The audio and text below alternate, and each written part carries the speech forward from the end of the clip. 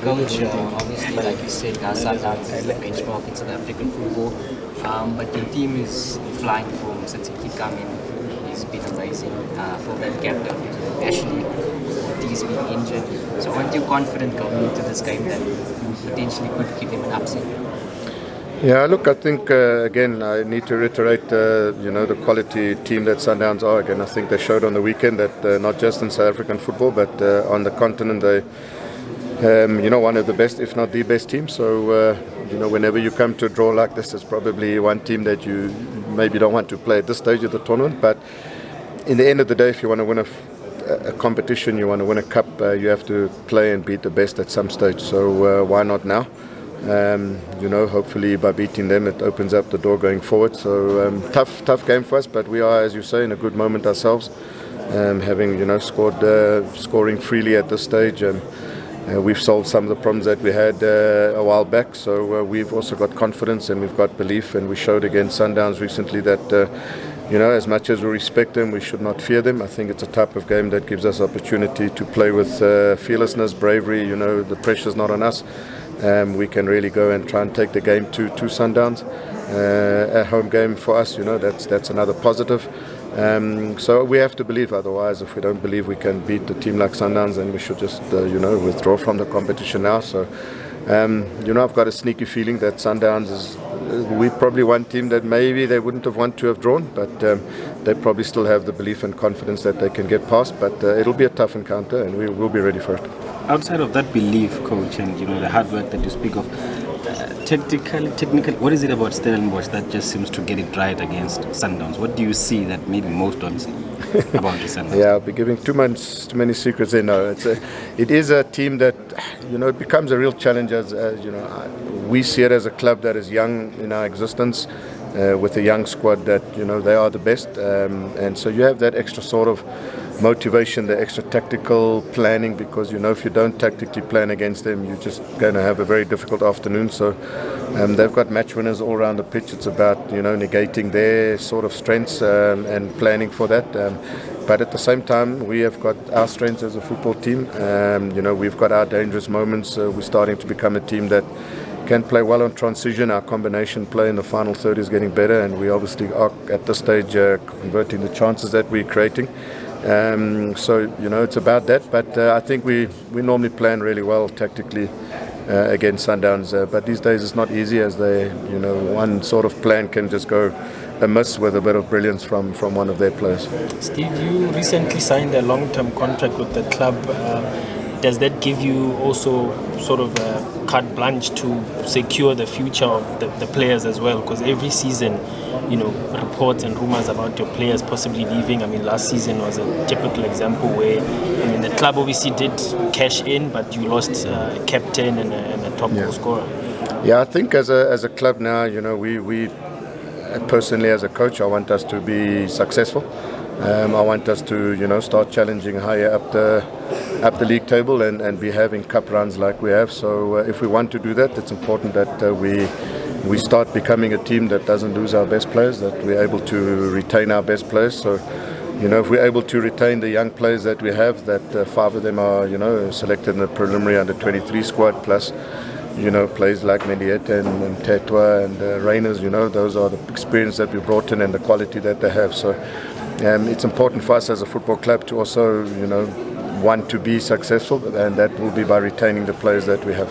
What has made the difference for Iqraam Rayners? Because normally when a player comes back, we always talk about what you as a coach tells him, or you come from SuperSport, don't do this, don't do that. But what did he bring in his own mentality, and what has made it a bit different for him coming back?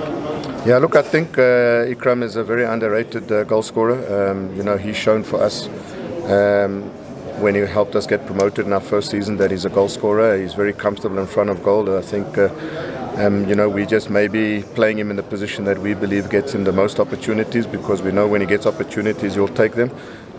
Currently he's almost 1 goal every 2 games for us. I mean, just a short stint that he's been 8 goals and 2 assists. If you add the goals that he scored and the assists that he had from SuperSport, he's probably one of the leading players in goal involvements for the season. So you know, he's a quality footballer, a goal scorer. He's come back very mature in terms of his football. He's improved. His touch is a lot better. His calmness is even better. And as a person, he's come back, you know, very bubbly and positive and as in a happy space. So it's just giving him a bit of love, playing to his strengths, and hopefully it continues to go that way. Following on Mazola about retaining talent, I mean, is he someone that you say you will build around him for longer, or do you fear calls might come again soon because we've got a goal scoring problem in South Africa, and once a striker scores 4 or 5, other teams call, even if it may not be the same team that had him before? Yeah, but sometimes you go back in the history, those players don't continue scoring. So it doesn't, you know, if we're scoring by us, it doesn't necessarily mean they'll go score them. But clubs do that.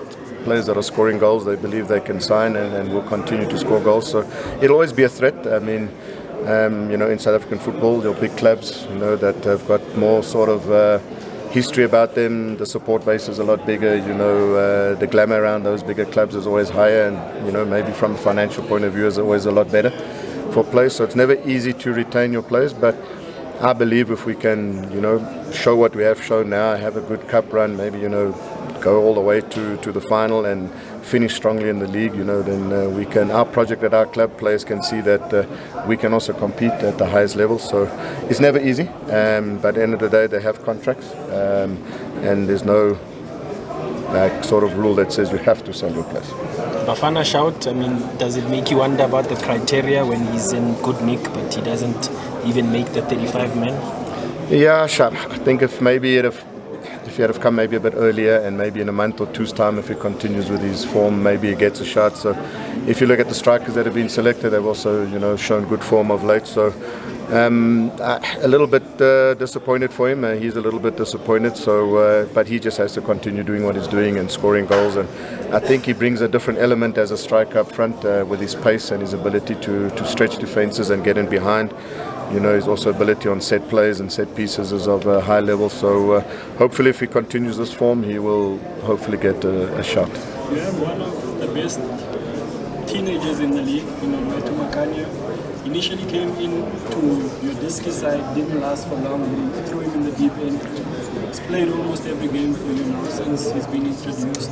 What have you made of his impact? We know that there are still 1 or 2 mistakes, but ultimately he plays a very polished game for someone his age. Yeah, no, most certainly. I think Olowetu, as you rightly say, was, you know, we had hoped he would come in and have an impact at our DDC team. But at the beginning of the season, we had, you know, a crisis at centre back, injuries and suspensions, and you know, we just couldn't get a settled combination at the back. And then Olowetu showed enough at training to be given the opportunity, and he's taken it with both hands. I mean, if you look at Olowetu, his age, number one, his character as a person, you know, he's a great kid, hardworking, wants to learn, wants to grow. You know, once I asked him a question, do you know Lucas Radebe? And he said, he looked at me and I could see he's too young to know that. So credit to him, what he done. He went and Googled Lucas and then changed his status on his phone, and he put there loading. So he's that type of player that learns quick and wants to learn and wants to be successful. He's athletic, he's got the size, he's left-footed, right-footed, he's comfortable on the ball, he's got a desire to win football matches. So I predict a very, very bright future for him. Do you think that's the kind of mentality that can change, you know, with our younger players? Because I mean, mostly it's all about I'm here, I'm great at the moment, and some are not teachable. Is that the kind of mentality that you think if most adopt, we can be in a different place? No, I do think so. But it's one of the hardest things to coach. You know, your mentality and your character is you know, you've had it for your whole life. But it is us as football clubs, our responsibility to work at that mentality, because it definitely is an area that I think we've got a very talented young footballers in our country currently, especially our under-23 squad. I think if we can work with them and build them and improve their mentality, I think in years to come we can once again become a force on the continent, and from there on hopefully even further. Thanks, Coach.